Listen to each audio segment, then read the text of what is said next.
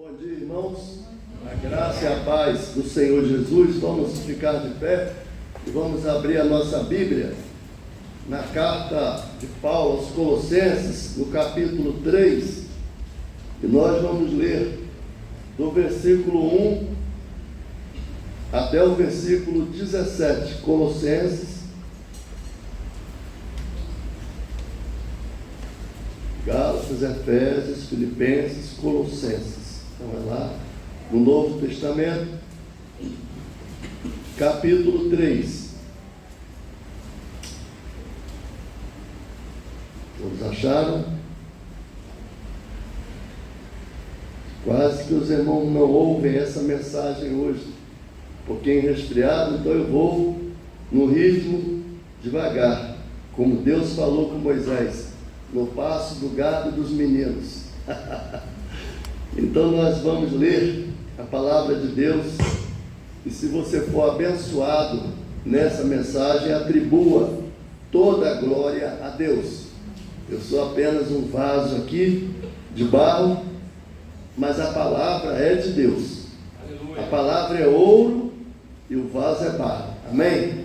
Colossenses capítulo 3, a partir do primeiro versículo. Portanto, já que vocês ressuscitaram com Cristo, procure as coisas que são do alto, onde Cristo está assentado à direita de Deus. Mantenham o pensamento nas coisas do alto e não nas coisas terrenas, pois vocês morreram e agora a sua vida está escondida com Cristo em Deus. Quando Cristo, que é a sua vida, for manifestado, então vocês também serão manifestados com Ele em glória. Assim, façam morrer tudo o que pertence à natureza terrena de vocês: imoralidade sexual, impureza, paixão, desejos maus e a ganância, que é a idolatria. É por causa dessas coisas que vem a ira de Deus sobre os que vivem na desobediência, as quais vocês praticavam no passado, quando costumavam viver nelas. Mas agora abandonem todas estas coisas: ira, indignação, maldade, maledicência, linguagem indecente no falar. Não mintais uns aos outros, visto que vocês já se despiram do velho homem com suas práticas e se revestiram do novo, o qual está sendo renovado em conhecimento à imagem do seu Criador. Nessa nova vida não há diferença entre grego e judeu, circunciso e incircunciso, bárbaro, cita, escravo e livre, mas Cristo é tudo e está em todos. Portanto, como povo escolhido de Deus, santo e amado, revistam-se de profunda compaixão, bondade, humildade, mansidão e paciência. Suportem-se uns aos outros e perdoem as queixas que tiverem uns contra os outros. Perdoem como o Senhor lhes perdoou. Acima de tudo, porém, revistam-se de amor, que é o elo perfeito. Que a paz de Cristo seja o juiz em seu coração, visto que vocês foram chamados para viver em paz, como membro de um só corpo, e sejam agradecidos. Habite ricamente em vocês a palavra de Cristo.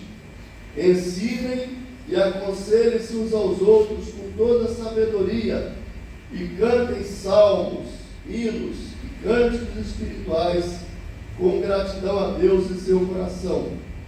Tudo que fizerdes, seja em palavra ou em ação, façam-no em nome do Senhor Jesus, dando por meio dele graças a Deus Pai. Oremos. Pai, eu estou aqui como teu servo que está à igreja, e eu dependo de ti para explicar esse texto da tua palavra, em nome do Senhor Jesus. Amém.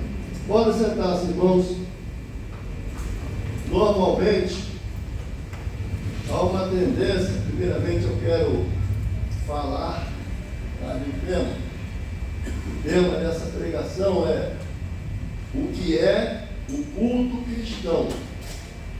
Quando o pastor me convidou para trazer essa palavra, eu pedi a Deus que ele me dissesse o que é que ele queria que fosse dito. E essa frase veio ao meu coração: você julga se foi Deus ou se foi a minha cabeça. Mas foi isso que veio no meu coração. O que é o culto cristão? Quando nós olhamos para a carta de Colossenses, e se eu perguntar aqui a você quem escreveu essa carta, a maioria vai dizer que foi o apóstolo Paulo. Vai dizer ou não? Mas a Bíblia não diz isso, que foi ele que escreveu. O apóstolo Paulo, que foi ele que escreveu sim, que ele tenha fundado essa igreja. Corrijam aí o que eu falei. Então, não há informação fixa, firme, de que tenha sido o apóstolo Paulo que fundou a igreja de Colossenses. Mas essa carta foi escrita por ele. E por que essa carta foi escrita? É bom, quando você lê assim, um texto bíblico, você tem uma ideia, porque, irmãos, nós todos deveríamos, quando lermos o texto bíblico, termos uma ideia do que aquele texto está dizendo. Muito bem. O apóstolo Paulo estava na prisão por volta do ano 60, na primeira prisão dele em Roma. Ele recebeu a visita de um obreiro chamado Epáfras. Está aí no capítulo 1. Olha aí na sua Bíblia, por favor. O apóstolo Paulo vai falar de Epáfras, quando ele, aí no capítulo 1, Paulo vai dizer que a mensagem do Evangelho chegou até aquela igreja de Colossenses, e Epáfras, que foi visitar Paulo, ele trouxe um relatório da situação daquela igreja. Com certeza Epáfras chegou para Paulo e falou: meu irmão, eu estou preocupado, porque lá na igreja de Colossos, onde aí está isso aí no versículo 7, o apóstolo do capítulo 1, versículo 7, Paulo está dizendo que Epáfras foi a pessoa que levou o evangelho para aquela igreja. Então Epáfras vai visitar Paulo na prisão, e Epáfras comenta com Paulo o que estava acontecendo naquela igreja. Duas coisas estavam acontecendo na igreja de Colossos que deixou o apóstolo Paulo preocupado. A primeira coisa que Epáfras vai conversar com ele é que ali havia, no meio dos irmãos, tipo misticismo. Estava havendo um culto a anjos. No meio do culto, os irmãos começaram a falar de anjos e tal e tal. E outro problema que havia dentro daquela igreja era que os irmãos estavam achando que por eles se absterem de algum tipo de alimento, isso proporcionaria a eles algum tipo de desenvolvimento espiritual. E com isso os irmãos ficavam inchados. Nós, na cabeça deles, nós fazemos isso aqui, não, por exemplo, carne de porco, ou qualquer outra coisa, carne de coelho, sei lá. Então a gente abre mão disso aqui, a gente tem uma certa supremacia, superioridade espiritual sobre outras comunidades. Esses eram os principais problemas daquela igreja. Por isso que vocês vão ver no capítulo 1, acompanhe aí por favor, o apóstolo Paulo, a partir do versículo 15, ele vai mostrar para aquela igreja que o remédio que Deus dá para uma heresia, para um desvio de conduta espiritual, para um entendimento espiritual errado, o remédio que Deus tem para isso é uma compreensão de quem é Jesus. Se a igreja entender quem é Jesus, ela não vai entrar num caminho de heresia. Pode ser que por exemplo, Jefferson, o pastor falou aqui domingo, daqui a pouco vai para São Paulo, né, com a amada que Deus lhe deu. Você pode ser, Letícia, está lá em Manaus, e às vezes você está num lugar assim, ou até em casa você vê na televisão. Isso é uma crítica que eu faço. A televisão, o YouTube estão cheios de profetas. Você olha no YouTube, uma pessoa aparece e fala assim: hoje eu tenho uma palavra de Deus para você. Isso é mentira. Aquela pessoa não lhe conhece, aquela pessoa você não tem nenhuma relação com ela. Não existe isso, irmãos, eu chegar no YouTube e gravar um vídeo generalizado. Deus não age assim. Deus fala conosco através da sua palavra. Hoje o Espírito Santo envia uma porção da palavra dele para você. Então hoje o Espírito Santo fala com você. Isso não quer dizer que toda vez que eu abrir minha boca, Deus vai usar a minha boca. Eu estou em casa, eu falo para minha esposa: eu vou tomar um copo d'água. Não é Deus que está me usando, sou eu que estou dizendo: olha, não é isso, pastor? Eu estou com sede, porque eu sou um pregador, e nesse momento o Espírito Santo está sobre a minha cabeça, se eu creio, me dando uma direção para trazer a palavra de Deus a você. Não quer dizer que quando chegar ali fora, se eu não tiver cuidado, até o diabo pode me usar. É ou não é? Pedro teve a revelação de que Jesus era o Cristo de Deus. Quando Jesus falou: olha, o Cristo de Deus vai para a cruz, Pedro falou: de modo nenhum, Senhor. Jesus disse: para trás de mim quem? Satanás. Tenha cuidado, então, não é porque o pastor, eu, ou quem quer que seja, prega a palavra de Deus, que eu sou ligado com Deus 24 horas como um motor.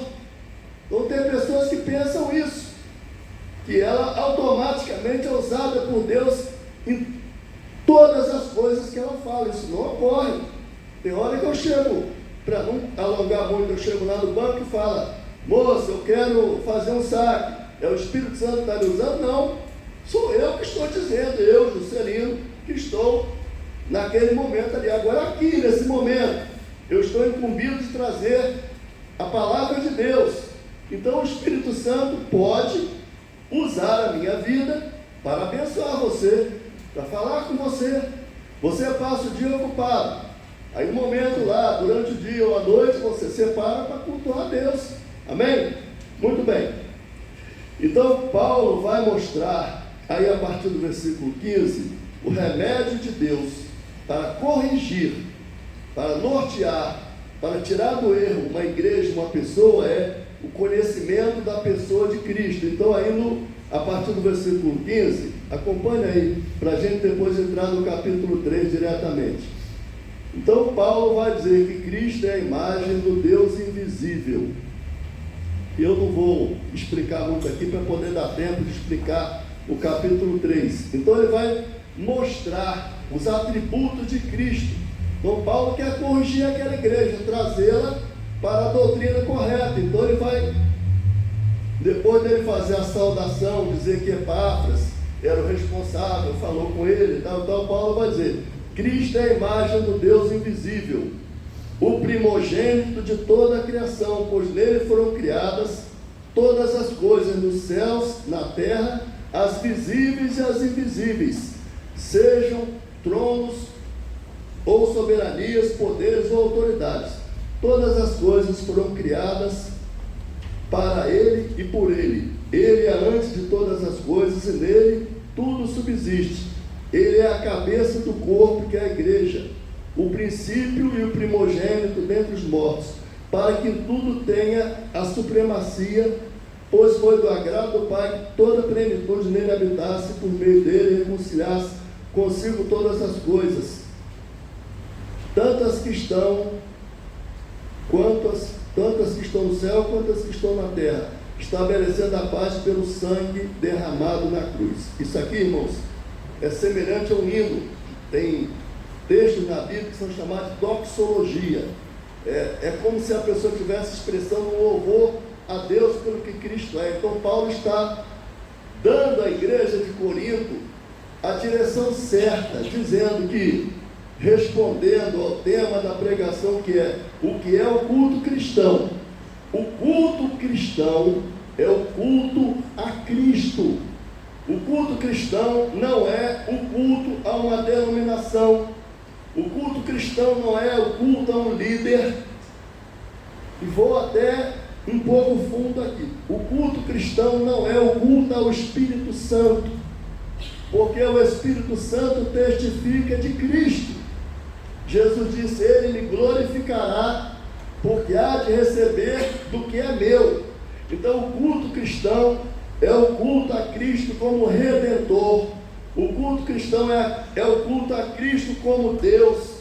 O culto cristão é o culto a Cristo como reconciliador do universo com Deus. Então Paulo está dizendo, usando essa linguagem aí, que em Cristo Deus reconcilia tudo aquilo que se perdeu. Cristo se torna um agente que resgata para Deus tudo aquilo que havia se desviado. O Senhor Jesus disse: o Filho do Homem veio buscar e salvar o que estava perdido. Muito bem. Indo para o capítulo 3, o apóstolo Paulo vai mostrar para a igreja de Colossos que a nossa união com Cristo, ela é muito mais do que um mero discurso. Porque, irmãos, tem fé, tem igrejas, tem comunidades que as pessoas frequentam, e na cabecinha delas, elas acham assim: eu sou bancário, por exemplo, aí eu vivo meu dia, trabalho, tal, vivo para mim, e vou lá na igreja 1 hora e meia, canto, dou uma oferta, abraço os irmãos e eu cultuei a Deus. Numa das pregações de Billy Graham, ele diz o seguinte: ir à igreja não faz de você um cristão. Tem gente que pensa isso, que porque entra nesse lugar físico, geográfico, automaticamente ela se torna cristã. Paulo vai mostrar que não é apenas isso. Não é porque eu dou uma oferta, não é porque eu seja amigo do pastor, não é porque eu cumprimento o pastor, não é porque eu ando com uma Bíblia, que isso faz de mim um cristão. Paulo está dizendo aí que a nossa união com Cristo, ela é uma união íntima. Você é parte do corpo de Cristo. Eu não sou o corpo de Cristo, eu sou um membro do corpo de Cristo. Então Paulo está dizendo aí: portanto, se fostes ressuscitados com Cristo, e aí ele vai usar dois verbos que vão mostrar que eu sou unido a Cristo. E ele vai falar no versículo 5, que quando eu tenho o conhecimento de que eu sou unido a Cristo, eu vou falar dos versículos 5 e 8 agora. No versículo 5, Paulo usa a expressão: fazei morrer. Quando você é unido a Cristo, o Espírito Santo leva você a querer, ele impulsiona você não é se mutilar, não é isso, mas o Espírito Santo conduz você a renunciar à sua vontade. Você passa a querer fazer a vontade de Deus. Quando eu aceitei Jesus, eu sou meio, não vou falar fanatizado, mas eu sou amante do português. Gosto muito. Se eu falar alguma coisa errada, não vai ser, porque eu gosto muito de estudar português. Sou muito obcecado por falar corretamente, por escrever corretamente. Isso está na minha cabeça. Quando eu aceitei Jesus, eu falei: eu vou fazer letras. Isso já estava na minha cabeça. Aí o Espírito Santo falou: não, você vai fazer teologia. Eu poderia ter feito letras também, eu sou autodidata, gosto demais, mas a teologia, a minha chamada para ser um pregador do Evangelho, obteve na minha vida uma superioridade no meu gosto pessoal. Eu escolhi o que Deus escolheu, ou seja, Deus escolheu que eu me tornasse um pregador do Evangelho. Então, ser cristão é isso, é você colocar a vontade de Deus à frente da sua vontade. O Senhor Jesus disse: faça-se a tua vontade e não a minha. Então, o culto cristão é você se dispor a querer a vontade de Deus. E Paulo vai dizer aos Romanos: a vontade de Deus, ela é boa, perfeita e agradável. E a minha? A minha não é. Com certeza a minha não é. Se é a de Deus que é boa, perfeita e agradável, a minha não é. Então eu devo entender, perceber que eu nasci para fazer a vontade de Deus. Então Paulo vai dizer no versículo 5, olha aí para o versículo 5, por favor, de Colossenses 3. Aí Paulo vai dizer assim: façam morrer o quê? Ninguém está lendo? Vossos membros. Versículo 5, assim façam morrer o quê? Ele vai falar de 5 coisas eu e você precisamos fazer morrer. A primeira coisa que nós precisamos fazer morrer: façam morrer tudo que pertence à vossa natureza terrena de vocês. Primeira delas, fornicação, imoralidade sexual ou fornicação, né? Impureza,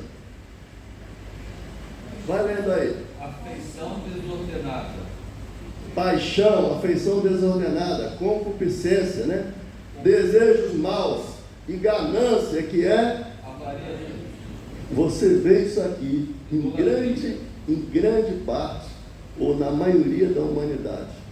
Você vê muito isso aqui no Big Brother, você vê isso aqui no Carnaval, você vê isso aqui na maioria dos programas de televisão.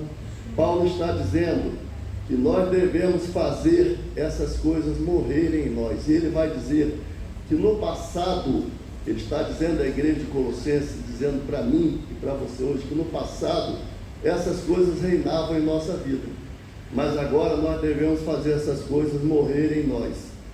E lá no versículo 8, então perceba, no versículo 5 ele diz para nós fazermos morrer essas 5 coisas. Agora no versículo 8 ele vai falar de coisas que nós precisamos abandonar. É uma diferença, né? Fazer morrer e agora abandonar. Aí lá no versículo 8, leia aí por favor o versículo 8. O que é que Paulo diz? Versículo 8. Mas agora abandonem algumas dessas coisas. Ele fala algumas ou todas? Abandone todas estas coisas. Quais são elas? Ira, indignação, malícia, maldade ou malícia, maledicência das palavras torpes da vossa boca. O que é maledicência, irmãos? É falar coisas, espalhar fofoca, fake news. Cuidado com o seu celular. Jesus pode pedir a senha do seu celular? Ele pode olhar com quem você fala, o que é que você fala? Jesus pode entrar na sua mente e ver o que é que você pensa? E as coisas que você pensa. Observa que lá no começo Paulo escreveu 2 verbos: fazer morrer e abandonar. Tem outra tradução que diz: pensai nas coisas que são do alto. Isso caracteriza um cristão. Você não deve deixar a sua mente, e eu quero compartilhar uma coisa com vocês. Muitas e muitas vezes na minha vida cristã, eu boto a mão aqui e falo: Senhor, eu conduzo minha mente cativa à obediência que é em Cristo, porque a nossa mente gosta de rastejar, a nossa mente gosta de lembrar do passado. É uma música que lembra um amor do passado, é um fato que trouxe prazer no passado, mas que não glorificou a Deus. Então Paulo está dizendo para você jogar isso fora. Você não guarda lixo na sua casa. Eu não sei, dizem que foi Lutero, eu não tenho certeza, mas dizem que foi Lutero que é autor daquela frase que aqui todo mundo conhece: eu não posso impedir que um pássaro, completa aí, passarinho na minha cabeça, mas eu posso impedir o quê? Eu não posso impedir que ele pouse, mas eu posso impedir que ele faça ninho. Porque se ele fizer ninho, vai acontecer comigo o que está aqui. As coisas da velha vida vão entrar em mim. E como é que o ser humano funciona? Penso, considero, faço.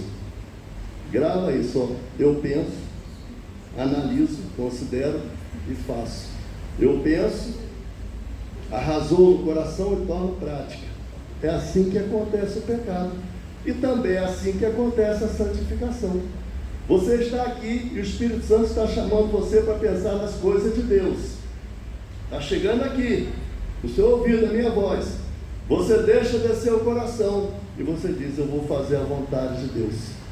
É isso que o Espírito Santo está dizendo para mim e para você. Então, fazer morrer e abandonar. A hora, deixa eu ver, não dá para explicar tudo não, porque já está quase na hora da nossa hora. Vamos dar um pulinho aí. Quando Paulo chega lá embaixo, mais na frente, Paulo vai falar de perdoar como Deus nos perdoou. Mas tem uma coisa que eu quero falar aqui sobre a palavra de Deus, que é o mais importante na nossa vida, é a palavra de Deus. Paulo vai dizer que lá no versículo 16, Paulo diz assim: habite de que maneira? O que é habitar ricamente? Bastante, regada, meditada, lida. Habite ricamente o quê? A palavra de Deus em nós. Quando Deus, presta atenção no que eu vou te explicar, quando Deus traz uma palavra para mim e para você, e hoje o Espírito Santo está dando uma porção da palavra dele para nós, 3 coisas acontecem. A irmã gosta de anotar, vou com calma. 3 coisas acontecem quando Deus traz uma palavra. A primeira coisa que acontece: se a sua vida estiver bem com Deus, quando a palavra de Deus chega a você, o Espírito Santo testifica no seu espírito que você é filho de Deus, que você está em linha com Ele, e isso redunda em você expressar um glória a Deus. Aleluia. Quando você está bem com Deus, quando você está em obediência à palavra de Deus, então a palavra de Deus chegou a você hoje. Se você estiver bem com Deus, você vai dizer glória a Deus. Supondo-se que você não esteja bem com Deus, a irmã brigou com seu marido, ele falou que ia embora, enfim, 1000 coisas que acontecem com a gente. Você não está bem com Deus, você está em contenda com alguém ou em confronto com a palavra. E aí a palavra chega, Deus envia essa palavra, e quando Ele envia essa palavra, Ele envia para corrigir seu caminho. Como o Espírito Santo usou isso que está aqui, pensa nisso. Se Paulo não tivesse escrito isso, muitos atributos de Deus a gente não ia conhecer. O apóstolo Paulo nunca pensou que Juscelino ia estar aqui pregando hoje essa palavra que ele escreveu. Então, você não está bem com Deus, a palavra de Deus chegou a você, ela chega para lhe orientar, e quando ela chega para lhe orientar, ela é enviada a você com todo o poder e toda a capacidade de Deus para te ajudar a corrigir o rumo da sua vida. Aí, eu disse que são 3 coisas. A primeira, se tiver tudo bem, você dá glória a Deus. Se não tiver tudo bem, você deve tomar a postura de se corrigir. Mas aí a palavra de Deus chega, a terceira coisa. Você não está bem, ela chega e você não toma uma posição. Isso não é para mim não, eu xinguei, mas que se dane, eu fiquei irado, mas não tem nada em mim para corrigir. Essa palavra não vai voltar para Deus, ela vai ficar junto de você, e ela vai te acompanhar até o juízo. E quando chegar lá, Deus vai dizer: olha, eu te mandei o meu servo falar aquela palavra, eu dei a você condições de se corrigir, e você ignorou. Então, isso que quer dizer o texto que diz: a minha palavra não voltará para mim vazia. Vou repetir lentamente para concluir, porque o tempo não permite a gente continuar. A palavra de Deus chega a você. Se tiver tudo bem, você expressa louvor a Deus. O Espírito Santo se move dentro de você e você glorifica o Senhor. Segunda coisa, a palavra de Deus chega a você, você não está bem. E aí ela chega com a capacidade de Deus para você corrigir a sua vida. Se você corrige, amém. Mas se você não corrige, a palavra de Deus continua junto de você. Então Paulo está dizendo, a palavra de Deus habite ricamente em você. Ela fica em você para te corrigir, para te ajudar, para testificar que a sua vida espiritual está em linha com Deus. Então Paulo diz aí, a palavra de Cristo habite ricamente em vós. E aí ele vai falar com toda a sabedoria e aconselhem-se mutuamente, é o que eu estou tentando fazer hoje. E cantem salmos, hinos e cânticos espirituais com gratidão em vosso coração. Tudo que fizer, seja em palavra e em ação, façam em nome do Senhor Jesus, dando por ele graças a Deus Pai. É isso que a palavra de Deus está dizendo a nós. Deus, Paulo ensina aos Colossenses, Deus colocou um manancial na terra. Esse manancial chama-se o Senhor Jesus. Essa palavra que me guia, que te guia em toda a verdade. Essa palavra que orienta a minha e a sua vida. Essa palavra que é uma espada de dois gumes. Ela penetra até a divisão da alma e do espírito, e ela é apta para discernir os pensamentos e intenções do coração. Essa palavra entra dentro de você, pela ação do Espírito Santo, leva você a considerar, puxa vida, eu estou falhando com Deus, eu vou me corrigir. E aí o Espírito Santo dá condições de se corrigir. Meus irmãos, foi isso que o Espírito Santo colocou no meu coração, para compartilhar com vocês. Leiam em casa o que eu não fui capaz de expressar. O Espírito Santo tem muito a dizer a você através dessa palavra. Que Deus nos abençoe. E agora nós vamos cantar o hino com o pastor, o hino manancial, e você tire desse manancial o poder que é capaz de te ajudar a melhorar e a mudar a sua vida. Desfrute de tudo que Cristo tem, é e faz por nós. Amém.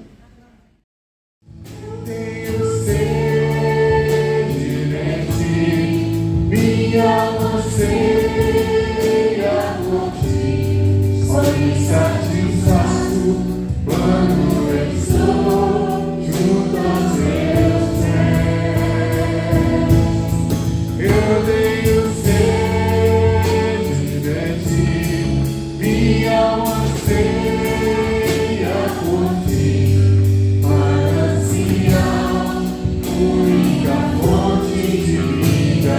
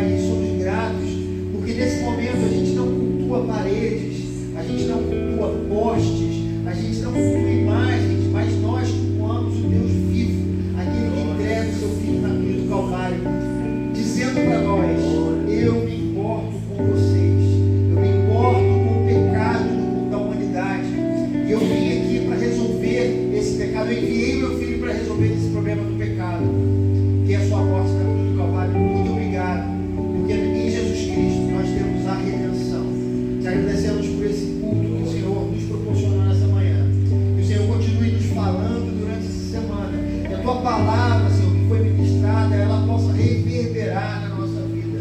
Nós oramos para que também, Senhor, a nossa leitura devocional, ela encontre, Senhor, também ali um lugar fértil, para que a palavra do Senhor possa crescer nas nossas vidas, que o Senhor possa dirigir os nossos passos. Nós desejamos ouvir a Tua voz durante a semana, não apenas no domingo, Senhor. Nós não queremos viver religiosos, mas a gente quer ter um relacionamento sólido contigo. Ajuda-nos a viver dessa maneira. Nós oramos assim. Abençoe essa igreja, abençoe cada irmão que aqui está, aqueles que estão necessitando, Senhor, de bênçãos materiais, que o Senhor possa suprir esses irmãos, dando a prosperidade material, mas não apenas isso, Senhor, que o Senhor possa dar prosperidade espiritual também para cada pessoa, que essa igreja possa crescer na graça e no conhecimento de Jesus Cristo, que o Senhor possa dar prosperidade emocional também a cada pessoa, as famílias que aqui estão. Senhor, fortalece os lares, fortalece os casamentos, Senhor Deus, livra-nos de viver como vive o mundo e ajuda-nos, Senhor, a viver de acordo com a Tua vontade.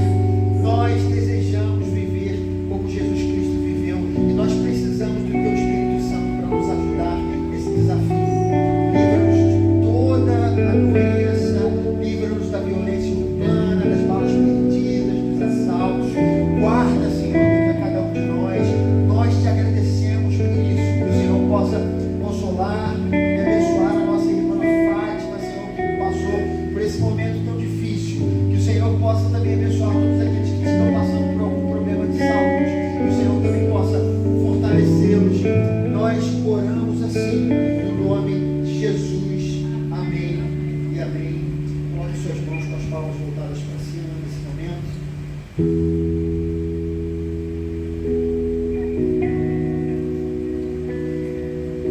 E agora, irmãos, que a graça do nosso Senhor e Salvador Jesus Cristo, o amor de Deus, o nosso Pai, o ensino, a comunhão e as consolações do Espírito Santo estejam sobre todos os que aguardam a vinda do nosso Senhor Jesus Cristo. Amém e amém.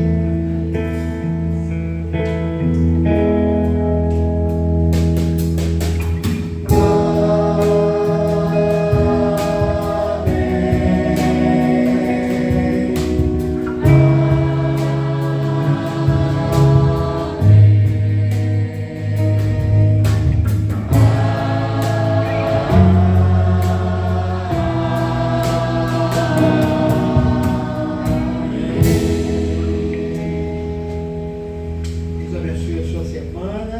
Lá embaixo.